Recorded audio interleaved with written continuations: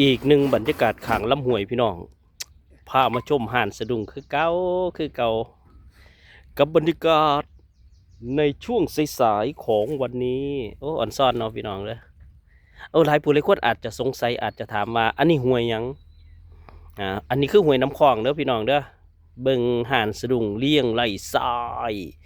เต็มห้วยเลยพี่น้องอยู่ข้างลำห้วยว้ายนี่แหละวิถีชีวิตของคนติดลำห้วย ผู้ข่าวว่ามันสวยมันงามไหมเห็นห่านสะดุ้งแบบนี้นี่คุณพ่อเพิ่นก็มาซ่อมห่านสะดุ้งอยู่นี่พี่น้องเมื่อเวลาอีกจักหน้อยเนาะในช่วงเดือน6ฝนตกมานี่เขาเจ้าก็จะมาหายกสะดุ้งกันนี่แหละวิถีชีวิตของคนติดลำห้วยก็เป็นลักษณะแบบนี้พี่น้องมานั่งเฝ้าห่านสะดุ้งก็มีปูนอยู่ฟังหุ่นพี่น้องอันนี้คือห้วยน้ำคลองเด้อพี่น้องเด้อ ที่ไหลตกสู่ทางหนองหานทางทะเลบัวแดงทางอำเภอกุมภาวะปีจังหวัดอุดรธานีเป็นอีกหนึ่ง